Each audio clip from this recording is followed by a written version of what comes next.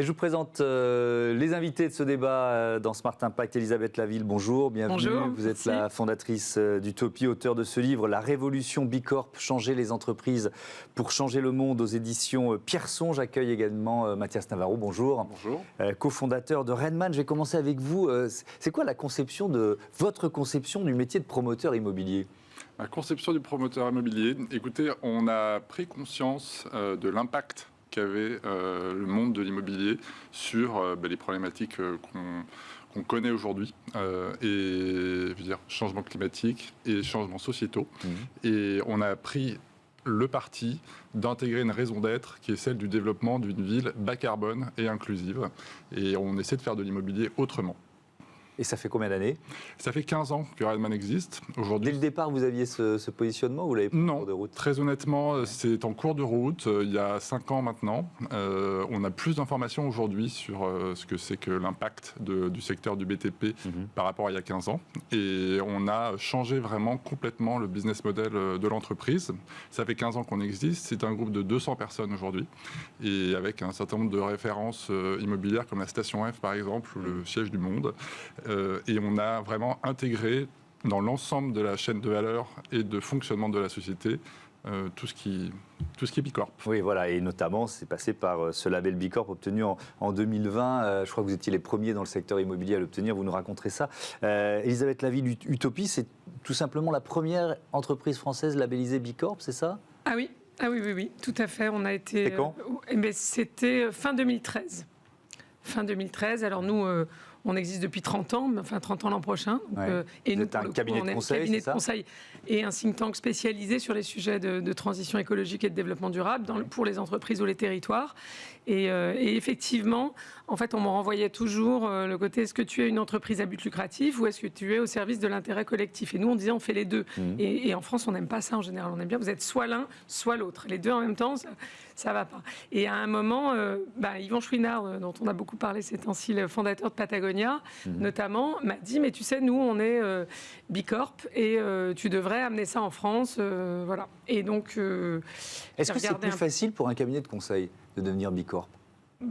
Non, je pense que c'est ce qui est intéressant, d'ailleurs, je trouve ça intéressant dans l'exemple de Redman, c'est que n'importe quelle entreprise peut décider de s'y mettre. C'est plus facile pour une entreprise qui est engagée de longue date. Donc nous, comme on travaillait, on est spécialisé sur ces sujets de développement durable, peut-être ça a été moins une surprise, mais franchement, chaque point est difficile à gagner, quelle que soit l'activité. Alors, on va prendre l'exemple de Redman.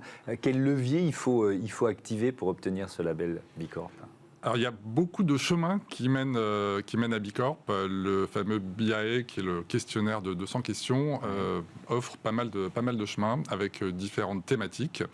Et on a, nous, intégré beaucoup tout ce qui est structuration de la société, c'est-à-dire ouverture du capital. C'est quelque chose qui n'avait pas été fait préalablement. On a ouvert le capital à nos salariés, par exemple.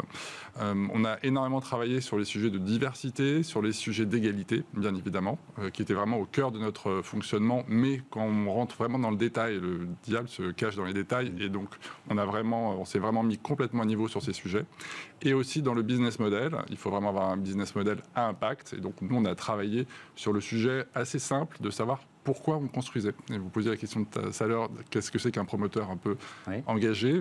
Déjà de savoir répondre à la question de savoir pourquoi on construit, et sans avoir une réponse qui est simplement financière, c'est déjà un énorme pas, c'est-à-dire pouvoir répondre à une demande, répondre à un besoin d'un territoire, et pas simplement construire pour construire.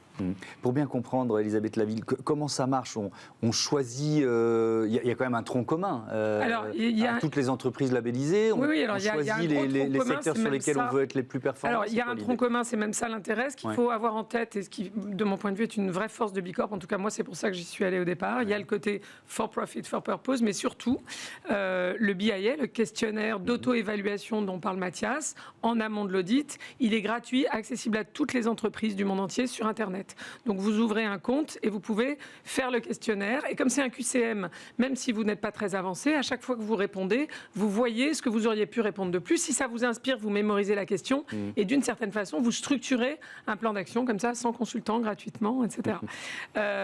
Vraiment pour toute taille d'entreprise. Le questionnaire s'adapte à votre activité. Il y a 3 secteurs qui ont des espèces de suppléments un peu costauds, dont l'éducation, la construction et la finance. Oui. Mais globalement, tout le monde a la même note sur la même échelle. Et effectivement, il y a un peu plus maintenant de 200 questions si on ouvre tous les tiroirs. Et ça vous donne une note sur 200 points. Il faut avoir 80 points pour prétendre à la certification. La note moyenne des 200 000 entreprises dans le monde qui utilisent le questionnaire pour s'auto-évaluer, mais qui n'ont pas forcément demandé la certification derrière, c'est 55 points. Autrement dit, une entreprise qui est bonne en RSE, en général, elle arrive à peu près autour de 50 points. D'accord. Mais vous parlez de révolution B Corp. Pourquoi pour vous c'est une révolution ? Alors c'est merveilleux de faire cette émission aujourd'hui, ça va me faciliter considérablement le travail. C'est une révolution parce que je pense que les entreprises qui sont engagées dans ce mouvement, parce que c'est un mouvement au-delà de la certification, et c'est vraiment de changer le capitalisme, en fait. Chacune à leur échelle, chacune à leur façon. Certaines sur le volet plus RH, d'autres sur le volet plus gouvernance, d'autres sur le volet plus environnemental, parfois surtout pour les plus avancés. Et on a une des entreprises les plus avancées et historiques du mouvement B Corp, Patagonia, qui a annoncé, vous avez peut-être vu hier, le fondateur Yvon Chouinard dont je parlais, qui donc, au lieu de vendre son entreprise à des fonds ou à VF Corporation, comme tout le monde dans son secteur, ou au lieu de la faire entrer en bourse, s'est dit, non, si je veux préserver l'engagement de cette entreprise, il faut que je trouve une autre voie. Et il a créé ce qu'on appellerait en France une fondation actionnaire qui va se consacrer à la protection de l'environnement, à laquelle il a donné 100% des parts, pour faire court, et qui va donc toucher chaque année les quelques 100 millions de dollars de profits que génère Patagonia, et qui les utilisera pour financer la lutte contre la crise climatique, etc. Donc on voit bien que c'est une approche très différente des voies qui s'ouvrent normalement à un fondateur qui arrive à un âge où il veut passer la main. Est-ce que vous avez le sentiment de faire partie d'une aventure collective avec B Corp ? Complètement, c'est vraiment aussi un des aspects un peu surprenants quand on arrive dans cette communauté, c'est qu'il y a effectivement la partie label, mais il y a, je dirais surtout, la partie mouvement. On travaille vraiment ensemble. On signe même une lettre d'interdépendance, je crois que c'est comme ça qu'elle s'appelle exactement. Et alors, c'est pas un engagement juridique de travailler exclusivement avec des B Corp. On est trop peu nombreux d'ailleurs en France pour pouvoir le faire.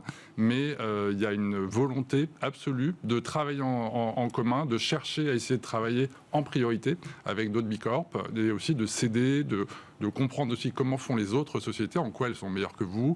Et donc, c'est un aspect très inspirant. Pardon de vous interrompre, il y a à la fois un retour ou un partage d'expérience, on va dire ça comme ça, mais aussi, on parle de business, la volonté de faire du business ensemble. Ça va jusque-là, quand c'est possible. Complètement. Vous avez un exemple en tête ? J'appelle régulièrement Elisabeth.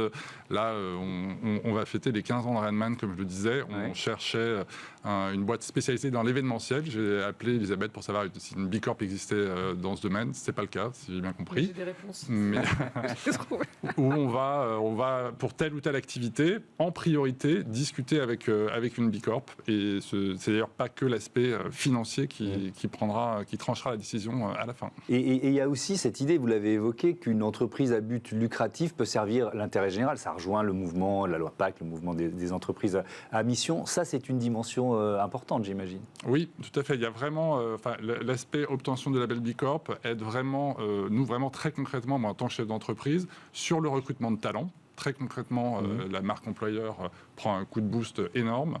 Même sur les sujets de financement, d'accès au financement, nous très récemment, sur une opération immobilière, on a obtenu des financements particuliers liés au fait qu'on était labellisé B Corp, donc avec des taux particuliers. Donc c'est vraiment... Est-ce que ça pardon de vous interrompre encore une fois, mais c'est nouveau dans la finance, ou est-ce que ça s'accélère, on va dire ça comme ça ? Je ne sais pas si c'est nouveau, en tout cas ça s'accélère, ça c'est certain, et on a même des discussions avec des banquiers, parce que nous on est passé dans un process de recertification, on a des discussions avec des banquiers d'amélioration de nos taux bancaires en fonction de l'indice B Corp. Donc Redman a obtenu la note de 91. On est aujourd'hui mobilisé, toute la boîte est mobilisée pour obtenir plus de 100 points à la prochaine recertification en 2023. Donc ça embarque en plus toutes les équipes sur ces sujets. Alors je voudrais terminer là-dessus. Ça, c'est une dimension intéressante aussi, parce que obtenir le label B Corp, c'est pas un aboutissement, pas du tout. C'est le début du chemin, C'est d'une certaine exactement, façon. ça allait, mais il faut le dire et pas trop le dire, celles qui le visent. Mais beaucoup d'entreprises, quand elles ne sont pas encore certifiées B Corp, un label qui, par parenthèse, parce que vous en avez parlé, est très compatible avec la société à mission, a d'ailleurs des points communs. Être société à mission, ça apporte des points dans B Corp, etc. Mais ce qui est vrai, c'est que le fait d'entrer, quand on n'est pas encore certifié, on se dit c'est une fin en soi d'atteindre les 80 points et même un peu plus, qu'en général on en perd à l'audit. Mais quand vous y êtes, vous vous rendez compte qu'en fait c'était une arnaque entre guillemets là-dessus parce que c'est l'inverse, c'est le début de l'aventure. Pourquoi ? Parce que vous recertifiez tous les 3 ans. Donc nous deux par exemple, Mathias pour Redman, moi pour Utopie, on recertifie l'an prochain, tous les 3 ans. Et entre-temps, le questionnaire progresse, l'eau monte, entre guillemets. Ah, il devient les plus exigeant. d'exigence, autrement dit, si vous ne progressez si pas, vous êtes à 80, si vous ne progressez pas, vous régressez dans les points et à terme, vous n'êtes plus certifié. Ouais. Donc, vous êtes obligé de progresser. Et comme par ailleurs, il y a cette stimulation de la communauté, le fait que les entreprises B Corp, entre elles, sont hyper... Nous, on fait un séminaire management la semaine prochaine. J'ai invité un de mes concurrents qui a plus que nous sur un domaine d'impact à nous dire ce qu'il fait pour nous inspirer sur la façon dont on peut progresser. Donc ça, c'est vraiment c'est ça le truc le plus stimulant en vrai. Merci beaucoup, merci à tous les deux. Je rappelle le titre de votre livre, La Révolution B Corp, changer les entreprises pour changer le monde. C'est aux éditions Pierson. On passe tout de suite à notre rubrique consacrée aux startups éco-responsables. On parle d'économie d'eau